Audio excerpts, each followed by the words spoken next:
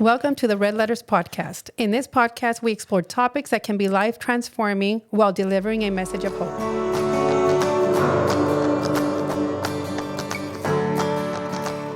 Thank you for joining us on this week's podcast. We have a special guest, a friend, a pastor.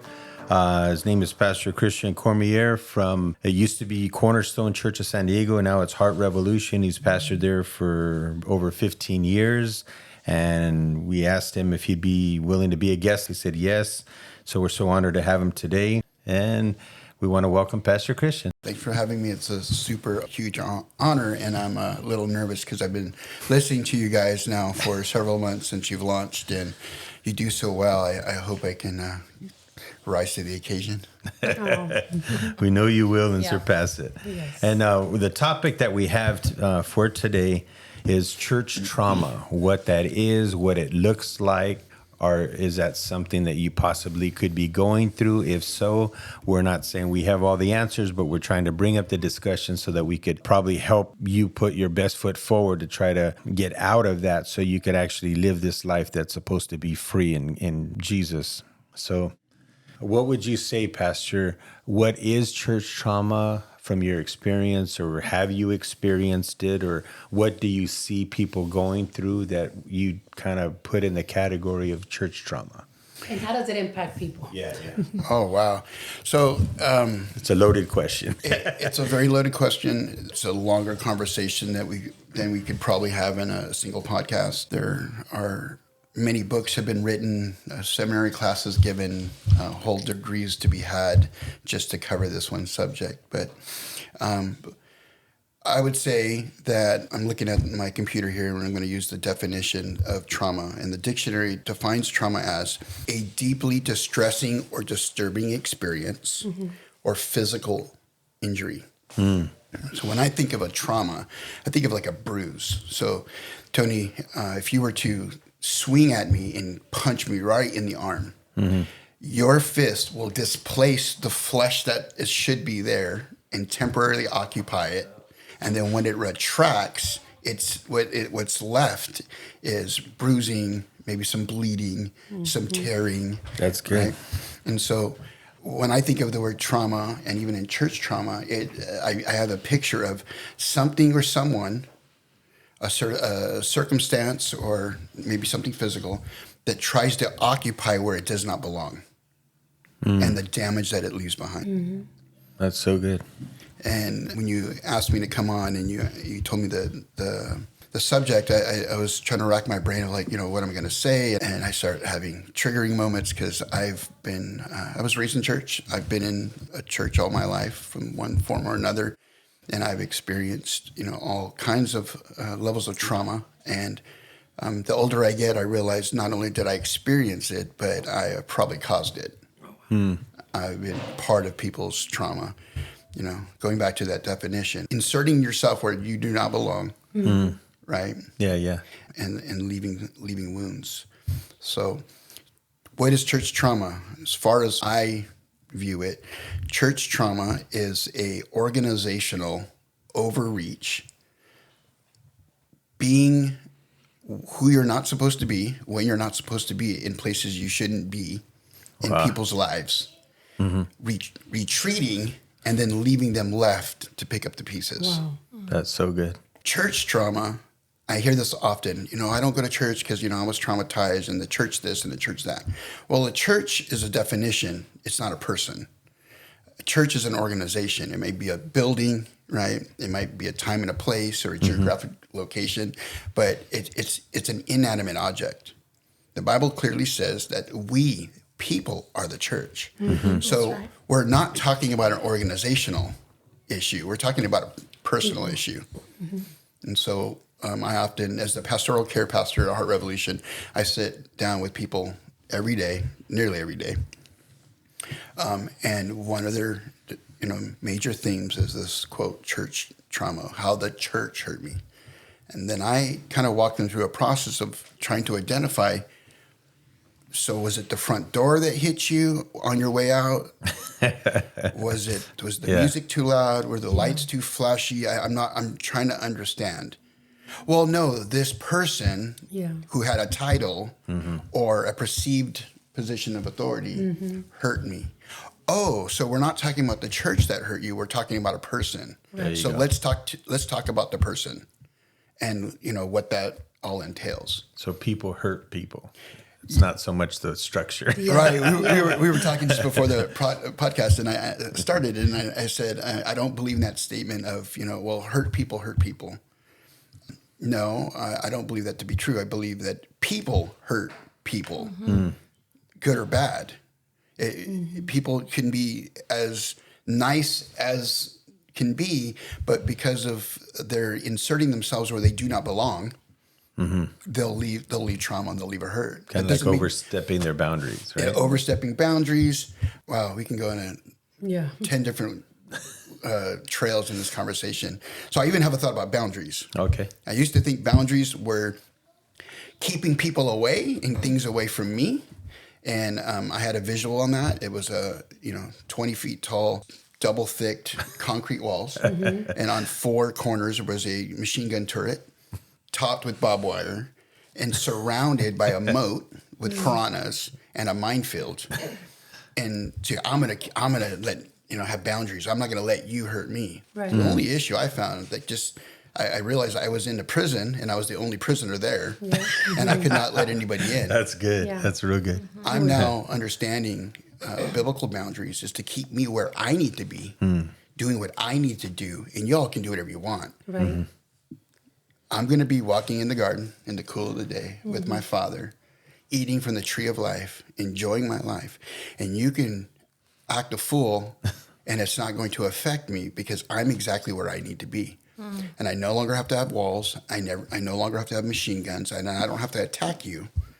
And I don't have to fight you. I just have to be where I need to be. You don't have to defend yourself. Now, if we all went to church from day one like that, this podcast would not be happening because we wouldn't be having a conversation about trauma. Because In the church. In the church. Because that's you. Yeah. That's not me. That's your own insecurity, your own projection, your own trying to be somebody over me. So you say that, I have a question for you, Christian. So you say that, so when you say people hurt people, and that's going to happen everywhere, obviously. So would you say that the individual that felt hurt or offended has to do work on themselves? Or would you say that the person who caused the offense, the person with the title, and probably doesn't even have awareness of it, is it that person's fault? So whose fault would it actually be in that situation? Because I leave church, I'm just speaking like I haven't left church, but I leave church because a person, an individual offended me. Okay? So is it because I'm hurt or is it because that person is hurt? Well, we're generalizing here, so I know there will be people listening, and they'll be like, "Well, you don't know my story," and let me give respect to that. I don't know your story, and I don't know the circumstance. So we're generally terms. My answer would be both. Both, okay. It's both. Like a misunderstanding, maybe, or it could be a misunderstanding, and maybe they're not. Maybe the person that is doing the offending is intending to cause harm, right? Right. And there is a responsibility for the aftermath, and it has to be answered. But I've been on a journey here in the last year that has totally changed the way I view God, the Bible, church, my role as a father, as a son, as a pastor. So I'm still working through those things, but in that journey, I'm learning to change my language. And so, sister, what you said was whose fault? And that's how we normally assign things. Right, wrong, up, down, white, black, on, off, good, bad. And that leads you back to the garden of eating from the tree of the knowledge of good and evil, good and bad. I'm now trying to live my life and to view every situation, whether it's from me or to me, not in the context of if it's good or bad. Okay. There is no fault. The only thing that there is out of the will of God. Oh, yeah. That's so good. And we're all out. For all have fallen and all have fallen short. So it's not to assign blame. That leader's bad or that person's bad or, if we remove that, then we can address what's the situation. Yeah. Right. So I heard your last podcast, and you were talking about the church that said something about your tattoos. You know, today it was good, now it's bad, and it left chaos. And it wasn't only for you, but you were saying there was other brothers who were affected as well. And so now everyone's running around like, oh my God, I'm literally, this is biblical, I'm uncovered. Yeah. How do I cover myself up? Because this is bad. Got it. My question would be, ready, drum roll. It's a very good question. In fact, it's the first question that was ever asked in the Bible. Who told you that? So good. Yeah, who told you? Because it's an opinion. And we live more by opinion, by every word that proceeded out of the mouth of God. So we cause trauma unknowingly, unwittingly, for these, quote, good intentions, because there we go back to good or bad, and we cause damage thinking we're doing good, but we're not doing God. Oh, Right. got it. That's good. Yeah. There's a big difference. I was thinking about this morning, and it reminded me of that scene in that TV show, The Chosen. I think that thing is amazing. If you haven't seen it, please go find it. It's free. It's actually on Netflix too. Yeah. There's a scene of Jesus with the woman at the well, and he's speaking to her, and he's just totally chill. He's just having it's just a Tuesday. It's just another day. And she's having a really bad day. And they had this discussion, and he says something so interesting. She brings up about, well, I'm so bad. I'm so bad. Yeah. I can't worship, at the temple. I can't. I have to do water in the middle of the day, the hottest part of the day.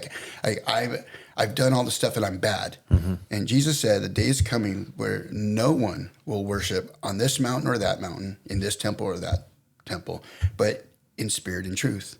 And I thought, that's church trauma. Here's a person who's in deep need of healing.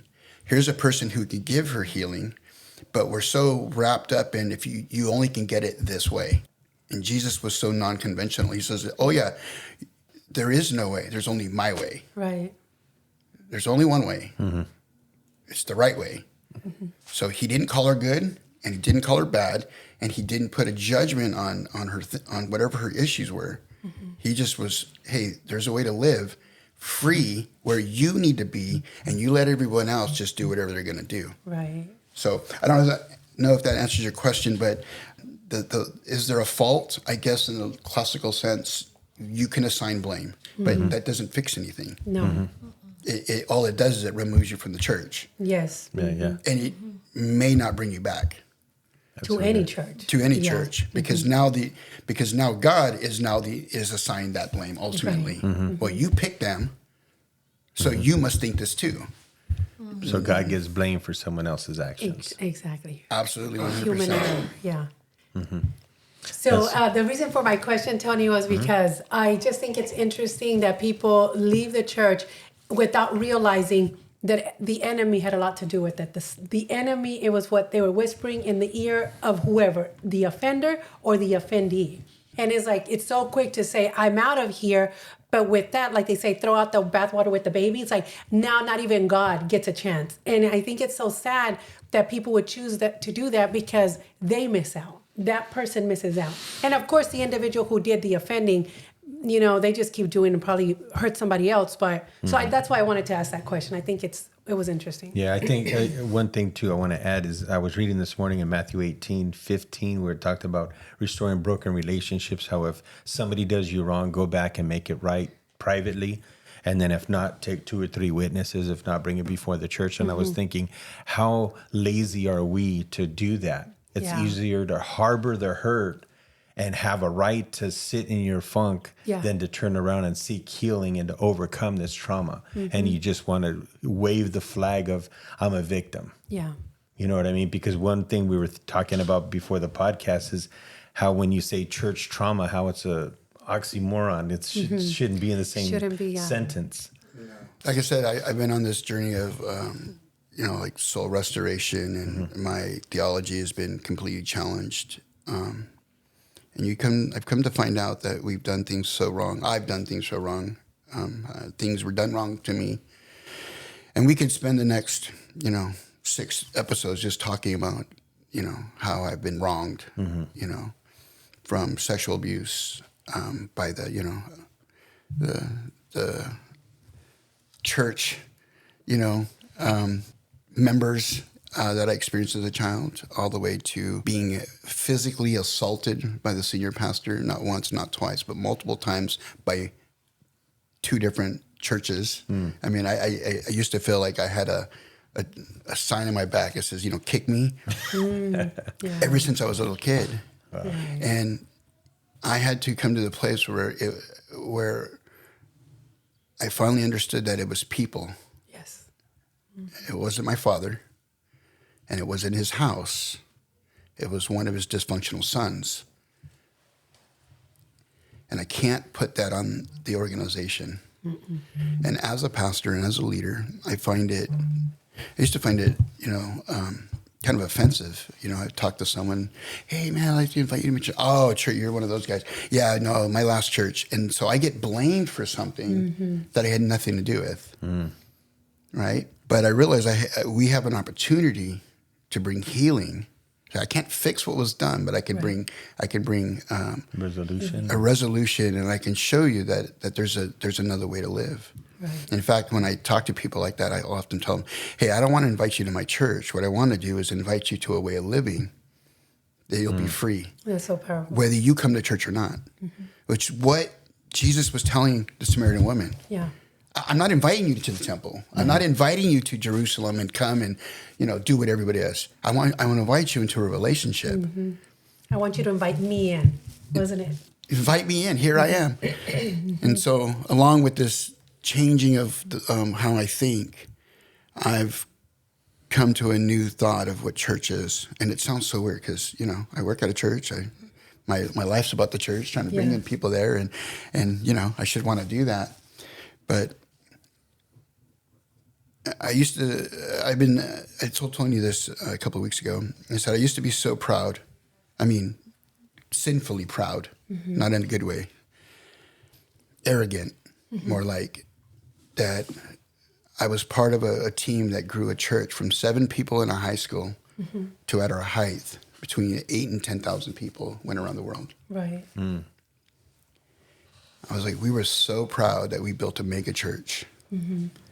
What I realized is that we didn't build a mega church, we built a mega orphanage, and I was the head orphan.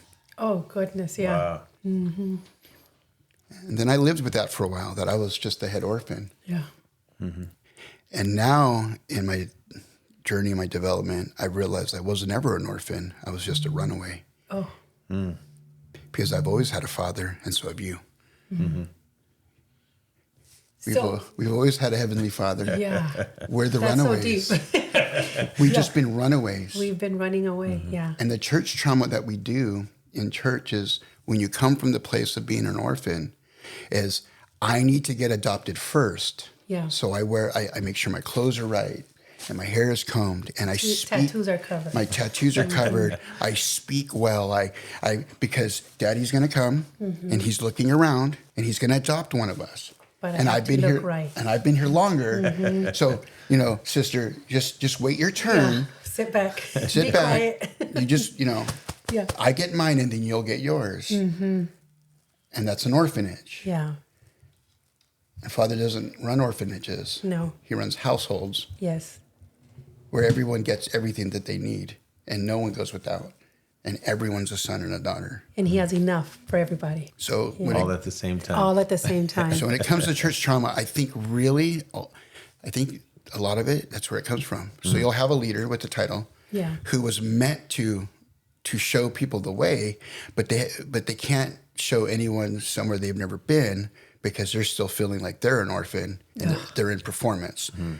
I'm just going to be real. So church is a place where we drag ourselves into every Sunday because our week was hell. Oh man, I just want to see a familiar face and get a good message with the little, get my wounds packed up and, so I can go back out on the battlefield. I absolutely do not think that's the case. No. Church was always meant for where we go together to celebrate. Think about that. Mm-hmm. So when we're talking church trauma, it turns my stomach. Mm-hmm.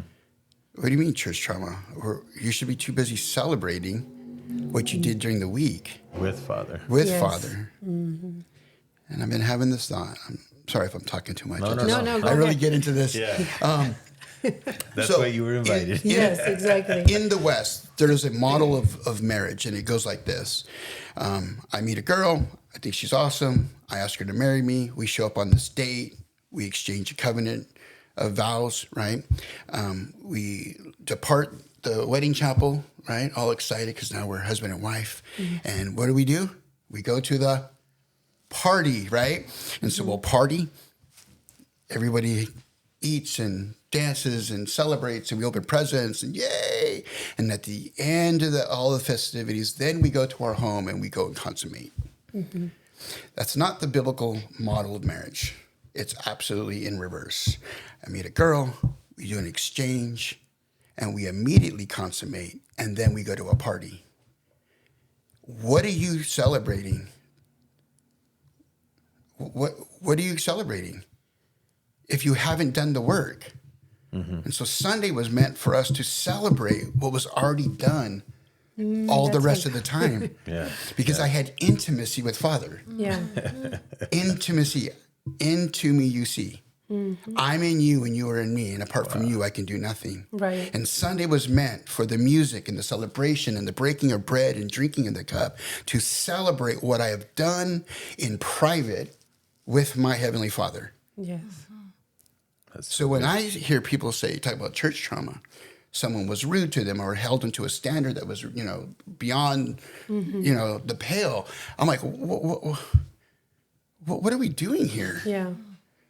We were always meant to come to church to celebrate because I had intimacy with Father. Mm-hmm. Mm-hmm. That's so good. I'll drop the mic right there. So I have a question. So when you were saying about the head orphan, when you were talking about the head orphan, so would you say that was a blind leading the blind?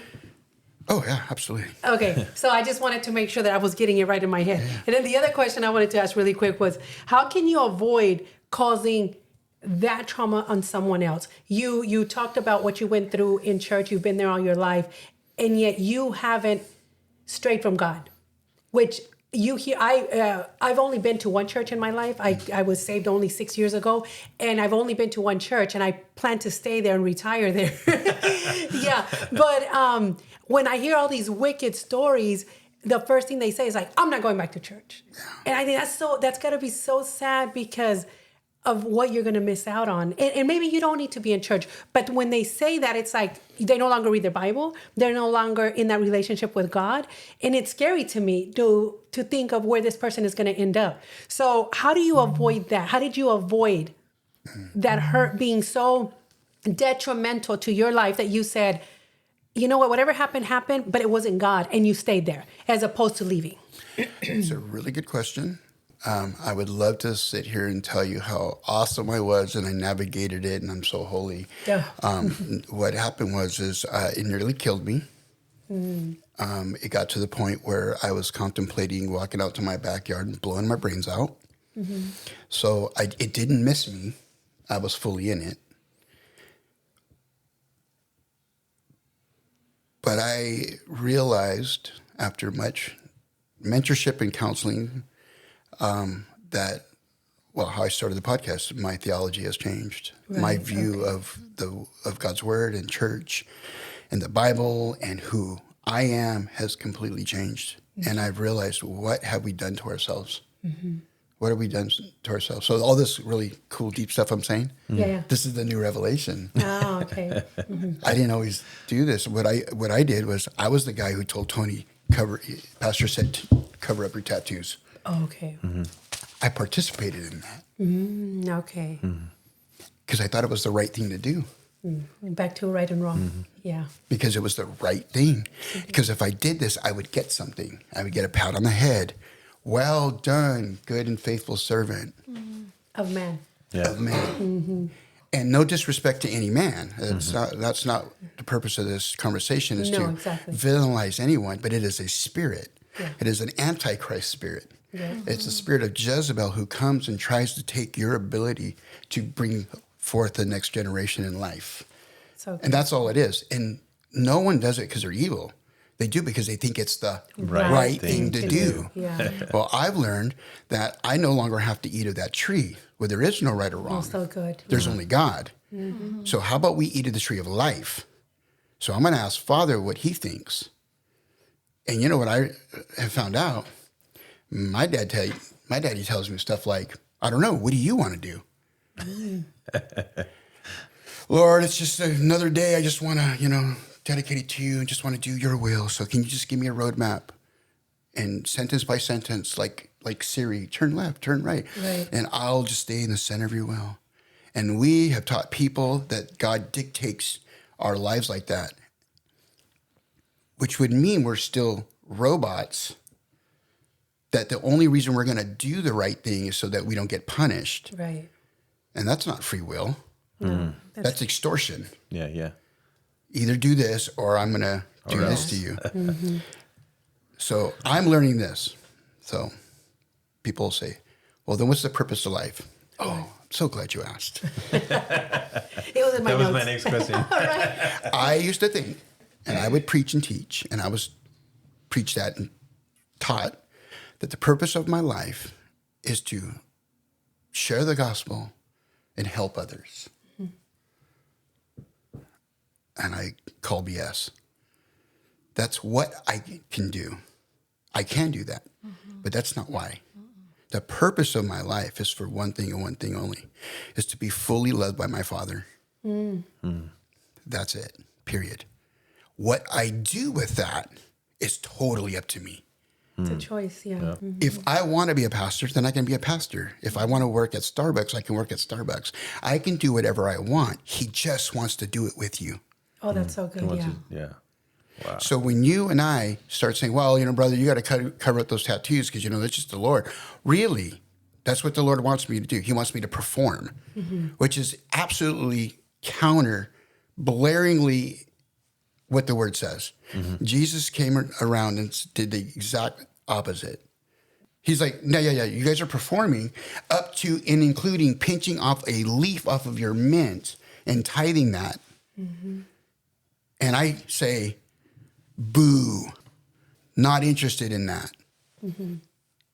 So if Jesus himself, God himself in the flesh, who came to model to us what it meant to be a son, Right. is telling us performance, not a thing, then why do we keep doing it? Now, I'm not saying, we have no rules and we have no, culture or structure or a way to live. Culture, that's, like in the 90s and the 2000s, there was this huge thing. Every conference was like church culture, culture. I was all part of that. Culture is the culmination of what you believe. It's how we live out what we believe. So where's all this church trauma coming from? Well, you're just living out what you believe. Exactly. And that's what it's producing, death, which is exactly what Jesus came to overturn. He said, I came to give you life and life more abundantly. So where's the life? So the question is whether it's to show your tattoos or not show your tattoos, that's not for me to say. How about you have a personal conviction? If it's a naked lady with their, breast hanging out or some cuss word that you're embarrassed about, or, you're not Totally proud of, what you Yeah. dude, then that's on you, but that's not for me to tell you that. Yeah. Jesus rolled up to that well and said, hey, how you doing? I want to give you life. And she kept saying, yeah, but I'm a whore. And he's like, yeah, I'm not here to talk about that. I'm not interested in that. Well, you Jews, you guys worship over there and we over here and we can't even go over there. You're over here you're just here to throw it in my face. He's like, yeah, not here to talk about that. Oh, that was so good, yeah. Not interested. Never was the point.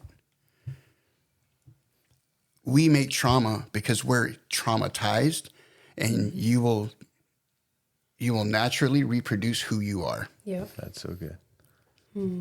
So it's people who hurt people. And unfortunately, people get hurt, and because they have an immature view of who Father is, they never get to really know who he is and how good he is. Right. And that is a tragedy. So I've been totally guilty of that. I've been guilty of perpetuating a system, and it's not a church, it's not a denomination, it's none of those things. It's personally, I've put that on people out of performance because I thought if I could get them to do what I do, then what I do has value. Oh. It validates you. Yeah. And what would you say to the person that might be listening that, that sounds good. I don't quite understand it, but I'm still not going to church because somebody hurt me. What would you tell that person? Yeah, don't go to church. Okay. You're gonna see God where you're at. Yeah, well, that's what he told the woman at the well. He was very clear. I keep going back to that because I just keep getting that scene in my head, that conversation. He's like, yeah, you're talking about church. I'm not talking about the temple. I'm talking about you and me. Yeah. Got it. Right? So when you can walk somebody through a journey of wholeness, right, and you can help them discover who they are in Christ, they will naturally change their behavior. So one of the things I do at Heart Rev is I'm in charge of our Celebrate Recovery ministry. And I get often people will come and say, Pastor, my brother, he's using, can you help him? And, if you can just get in that program and change his behavior, then he won't be an addict. Yeah. And so what I've learned as an ex-addict myself is that the addiction is not the issue. It's the symptom of something deeper. Right. So for me, I used because when I was 7 years old, I was sexually abused and all abuse is severe, but mine was pretty severe. Right. And I grew up with this sense of always feeling scared, less than, not covered. No one's going to protect me. The moment I experimented with drugs and I got on crystal meth, I felt like Superman because that drug is crazy. It'll make you think that you can invincible. You're invincible. You never sleep because you sleep it becomes not a thing. So I'd never had to close my eyes because that's when it would happen at night. So I started using drugs because it would make me feel like I would never be abused again. And if anybody tried, I would take them on. You could take care of yourself. I'd go berserk, and I did. I had a 10-hour standoff with the SWAT team. That's for another day. That's for another day. Yeah. Now, here was the issue. Was my issue the drug use? Or that I felt uncovered, unprotected, and alone? Now, once I was able to address that I'm not uncovered, unprotected, and alone, that I've always had my father. I just need to access him. Then drug use became not a thing. I don't need to use. Like, why would I? So we want to modify people's behavior in church, and we end up doing the trauma, inserting ourselves where we don't belong, trying to modify behavior when we don't ever address the symptom, or that's a symptom and not the actual disease. And the actual disease is, well, it's the 3 questions that were asked in the garden. Where are you? Who told you that? And do you believe me? Stay tuned next week when we finish our conversation with Pastor Christian Cormier.